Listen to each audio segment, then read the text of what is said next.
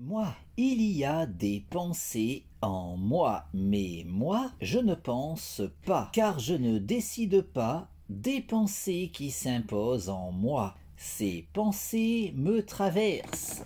Je les ressens, je les exprime, mais je ne décide pas de ces pensées qui s'imposent en moi. Ces pensées que je ne choisis pas, ces pensées dont je ne suis pas l'auteur, ces pensées qui me traversent en me donnant conscience du concept de l'absolu, parce qu'elles émergent de l'absolu, et parce que l'absolu est. L'absolu est, il est l'être.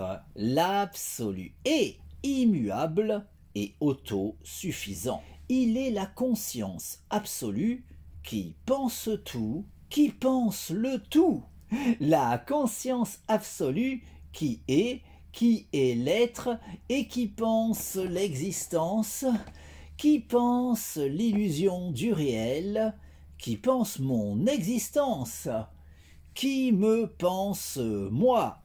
Moi, je ne pense pas et je ne suis pas, car je n'existe qu'en tant que pensée de la conscience absolue. La conscience absolue qui est l'être et qui pense l'existence, qui pense l'illusion du réel, qui pense mon existence, qui me pense moi et qui pense les pensées qui s'imposent en moi. Ces pensées que je ne choisis pas, ces pensées dont je ne suis pas l'auteur, ces pensées qui me traversent en me donnant conscience de l'absolu parce qu'elles sont pensées par la conscience absolue. La conscience absolue qui est l'être, la conscience absolue qui est immuable et autosuffisante. La conscience absolue qui est l'être et qui pense instantanément toute l'histoire de l'existence.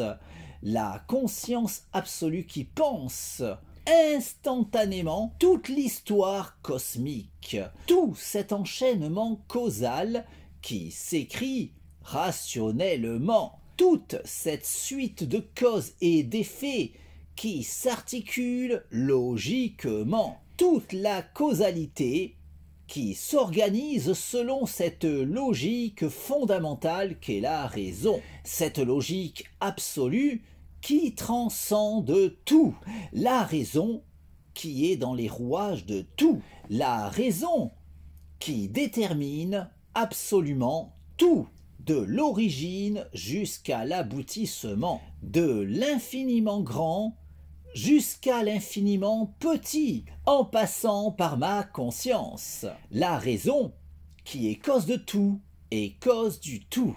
La raison qui est absolue, immuable et autosuffisante. La raison qui est l'absolu.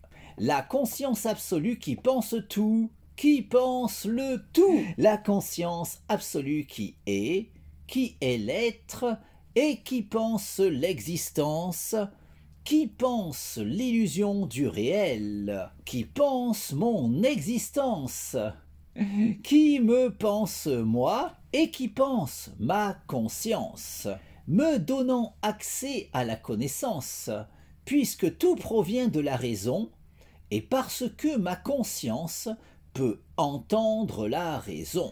Un entendement pouvant être optimisé en se disciplinant à cultiver cette harmonisation entre la psyché et la raison qu'est le raisonnement, au point qu'en dépit des limites évidentes de mon entendement personnel, tant que je m'appliquerai à cultiver mon aptitude personnelle d'écoute de la raison, je pourrai assurément continuer d'en apprendre toujours davantage sur tout, en étant assuré de pouvoir indéfiniment aller encore plus loin, toujours plus loin, sur la voie de la vérité. La vérité qui est absolue, validant de la sorte toutes les vérités relatives de l'existence, qui participent de cet absolu qui est l'être, qui est le tout, qui est la vérité, qui est la raison, cause de tout, cause du tout et cause de soi, la raison qui est absolue, immuable et autosuffisante, la raison qui est l'absolu, la conscience absolue qui est et qui pense l'existence, qui n'a nulle autre raison d'exister que l'évidence absolument logique pour la conscience absolue de logiquement penser absolument tout, au point de pouvoir, en dépit de l'immuabilité de son identité, vivre malgré tout toutes les expériences à travers toutes celles qui auront été vécues durant toute la durée de l'histoire cosmique.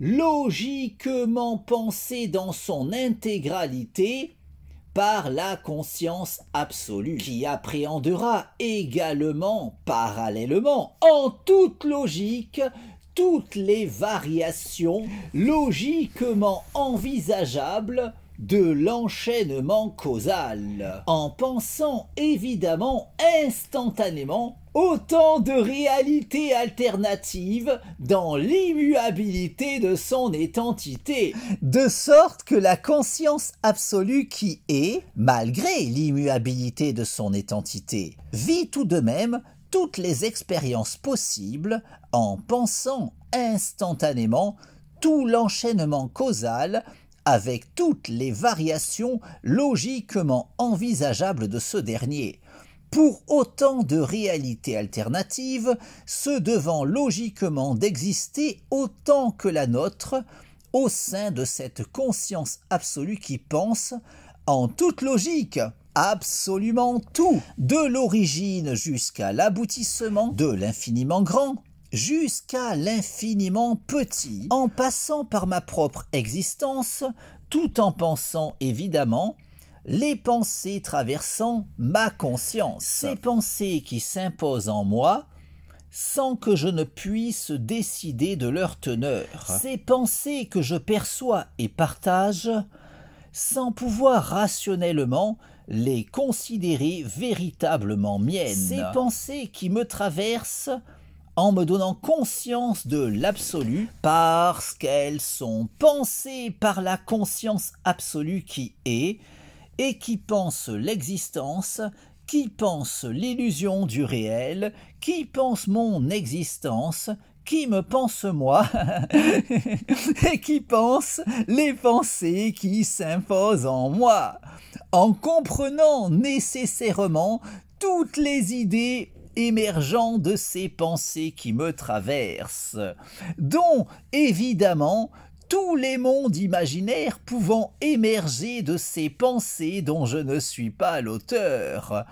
Autant de mondes qui ne doivent leur existence, fussent-elles uniquement dans ces pensées s'imposant en ma psyché, qu'en raison de l'évidence absolue de devoir logiquement exister dans la conscience absolue, puisqu'au vu de son statut, cette dernière ne saurait manquer de penser quoi que ce soit, au point qu'en raison de son absolutisme, cette conscience absolue qui est, en toute logique, la seule et unique véritable conscience, qui, étant absolue, pensera logiquement tout, de l'origine jusqu'à l'aboutissement, de l'infiniment grand jusqu'à l'infiniment petit, en passant par ma conscience, en comprenant évidemment les pensées s'imposant en cette dernière,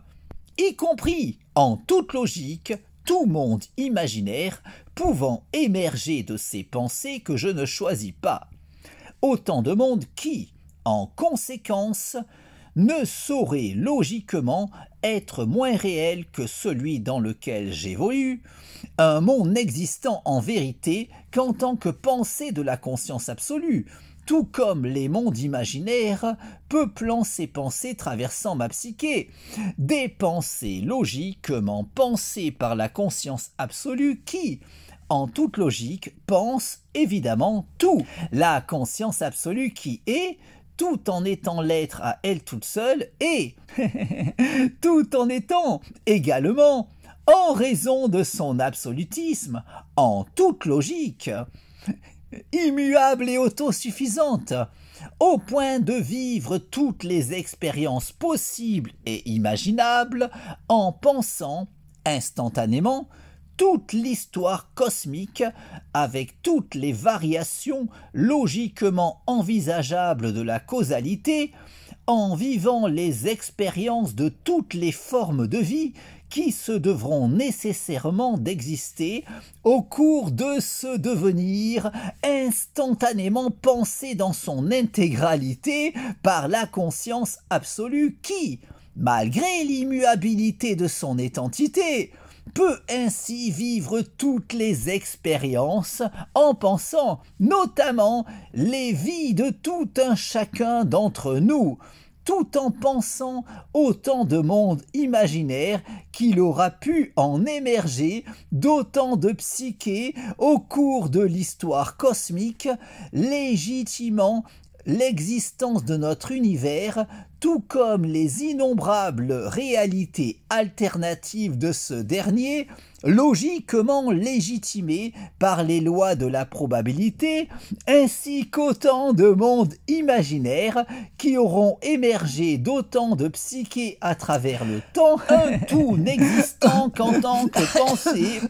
de la conscience absolue qui, étant l'être à elle toute seule, tout en étant logiquement, en raison de son absolutisme, immuable et autosuffisante, au point qu'en tant que conscience absolue, nécessairement immuable et autosuffisante, la conscience absolue qui est, pense forcément, instantanément, toute l'histoire de l'existence. Cette illusion du réel, qui n'a nulle autre raison d'exister qu'en tant que pensée de la conscience absolue qui, en tant que telle, ne saurait manquer de penser quoi que ce soit, au point que la conscience absolue qui est, dans l'immuabilité de son identité, vit tout de même toutes les expériences possibles et imaginables en pensant instantanément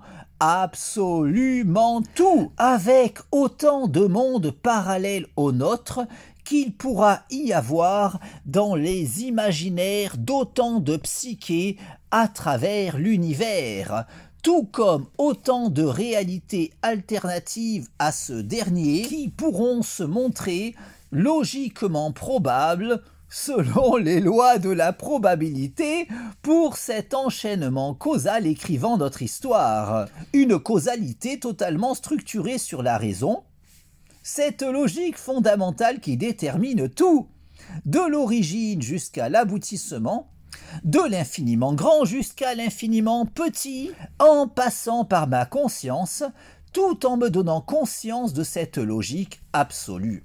D'où ma propension à pouvoir évoluer vers la connaissance, puisqu'évoluant personnellement dans un monde totalement fondé sur la raison, tout en étant personnellement capable de percevoir la raison. Car c'est uniquement pour cela que le monde m'est connaissable, puisque tout repose fondamentalement sur la raison, et parce que ma conscience peut entendre la raison. Cette logique absolue qui, à l'opposé de cet avis trop souvent soutenu, ne saurait souffrir la moindre limite, de sorte qu'il ne saurait y avoir la moindre question pouvant échapper à ses lumières, puisqu'en raison de son statut de brique fondamentale de l'enchaînement causal, étant le moteur fondamental de la causalité, le rouage essentiel de cette suite de causes et d'effets écrivant l'histoire cosmique,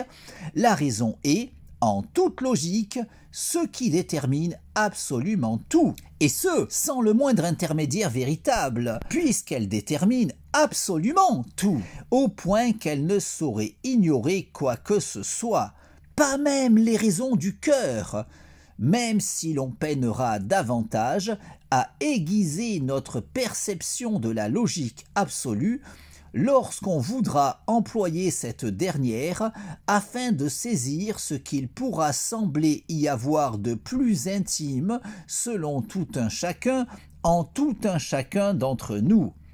Des limites à notre entendement qui, bien que bien malaisés à surpasser, ne sauraient témoigner des supposées limites de la raison que trop de personnes s'obstinent à présupposer la concernant. Puisqu'étant dans les rouages de tout, cette logique fondamentale qui détermine absolument tout, jouit logiquement de la connaissance de tout.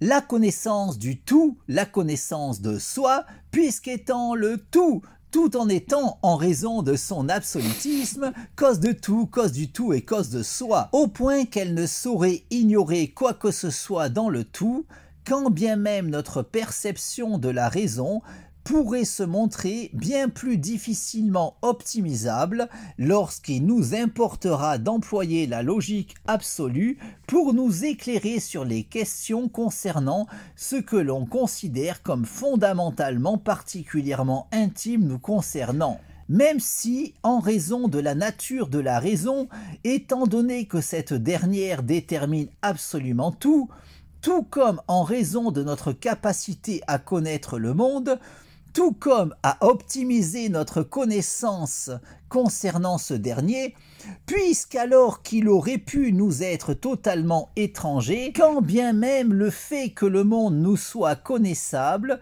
ait tendance à se trouver considéré comme un acquis allant de soi, au point qu'il est peu courant de s'interroger sur les raisons expliquant cette connaissabilité du monde à notre égard, alors qu'en s'arrêtant sur la question, on pourrait déjà reconnaître qu'il n'allait pas forcément de soi que le monde nous soit connaissable, puisqu'en vérité, notre environnement aurait pu échapper totalement à notre entendement. De sorte qu'il convient, dans une démarche philosophique se voulant des plus objectives, de s'interroger sur notre propension à pouvoir saisir intellectuellement le monde dans lequel nous vivons, en constatant que bien qu'il aurait pu se révéler aussi bien totalement insaisissable à notre intellect, le fait qu'il en soit tout autrement ne s'explique pas immédiatement, alors qu'après avoir saisi le rôle de la raison, notre entendement saisira les raisons de notre aptitude à pouvoir saisir intellectuellement notre environnement. Puisqu'en vérité, en toute logique, nous évoluons dans un monde qui nous est connaissable pour la simple raison qu'il repose fondamentalement sur la raison et parce que nous bénéficions tout un chacun de la capacité d'entendre la raison. Au point que ce sera uniquement en s'appliquant à cultiver cet entendement que l'on pourra potentiellement en connaître toujours davantage sur tout. Puisqu'en raison de son absolutisme, la raison ne saurait souffrir la moindre limite, de sorte qu'il ne saurait y avoir aucun moyen d'accéder à la connaissance au moyen de quoi que ce soit d'autre que la raison. Au point que, quoi qu'il en soit, quelles que soient les limites de notre aptitude d'écoute de la raison, ce sera seulement en se disciplinant à s'appliquer à cultiver cet entendement que l'on pourra théoriquement continuer de progresser vers la connaissance.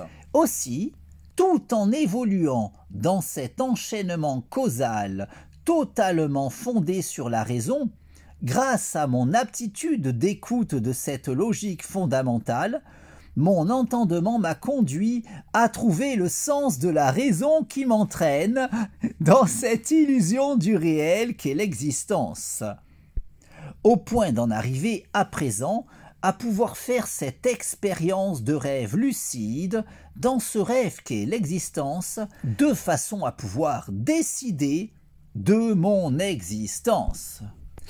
Car De même qu'en prenant conscience de mon rêve, je peux faire l'expérience de rêve lucide lors du sommeil paradoxal, de façon à pouvoir décider de mon expérience onirique. Ma lucidité de l'illusion du réel me permet de pouvoir faire cette expérience de rêve lucide dans ce rêve qu'est l'existence, de façon à pouvoir décider de mon existence. La nuit, je me couche en décidant de mon rêve. Le matin, je me lève en décidant de mon rêve. Dans ce rêve qu'est l'illusion du réel. La nuit, je m'endors en décidant de mon rêve. Le matin, je m'éveille en décidant de mon rêve. J'ai conscience de l'illusion du réel.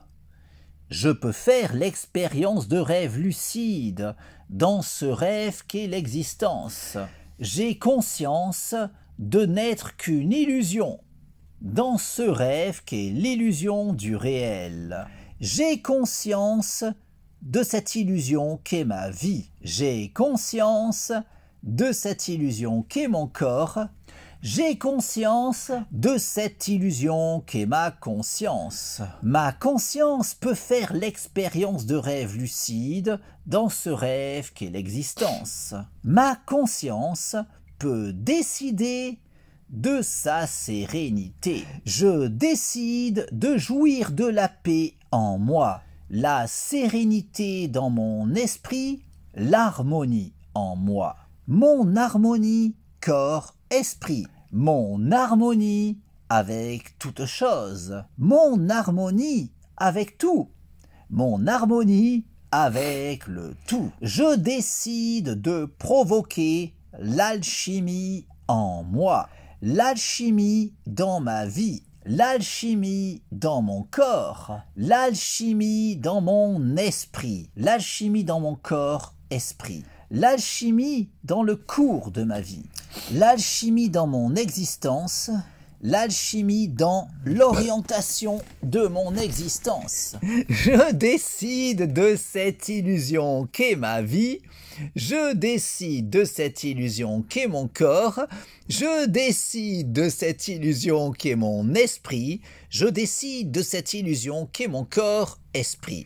Je décide du cours de ma vie. Je décide d'orienter ma vie selon ma volonté dans ce rêve qu'est l'existence. Je décide de vivre la vie de mes rêves dans ce rêve qu'est l'illusion du réel.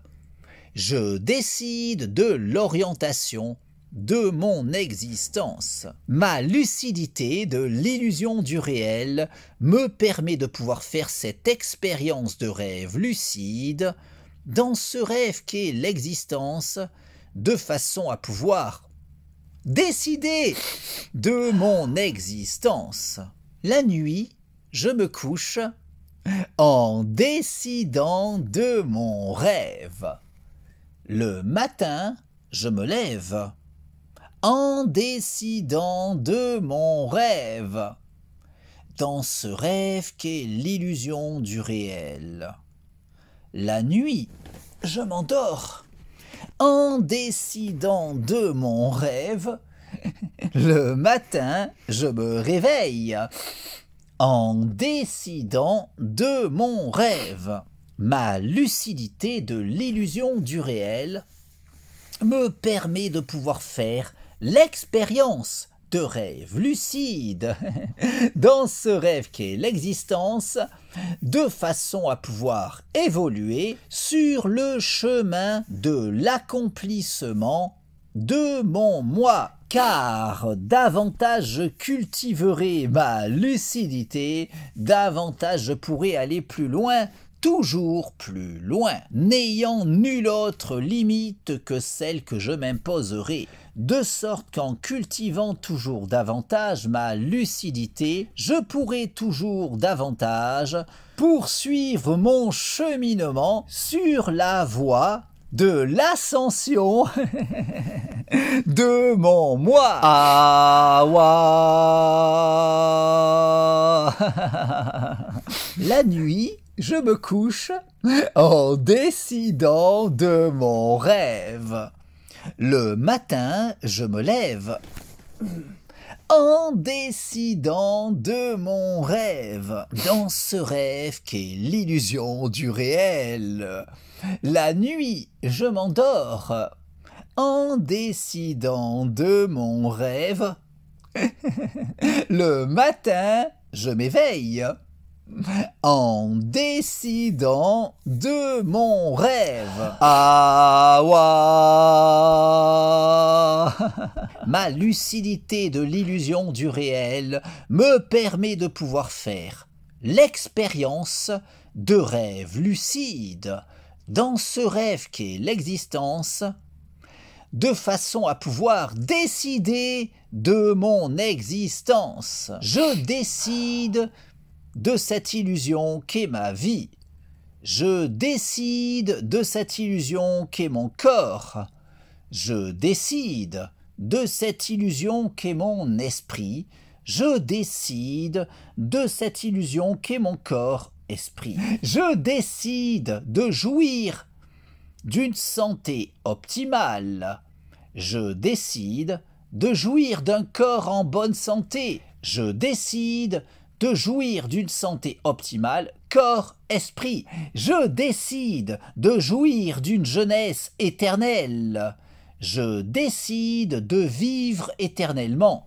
Je décide de vivre éternellement en jouissant d'une jeunesse éternelle et d'une santé optimale, corps-esprit. Ma lucidité de l'illusion du réel me permet de pouvoir faire l'expérience de rêve lucide, dans ce rêve qui est l'existence, de façon à pouvoir décider de mon existence. La nuit, je me couche en décidant de mon rêve.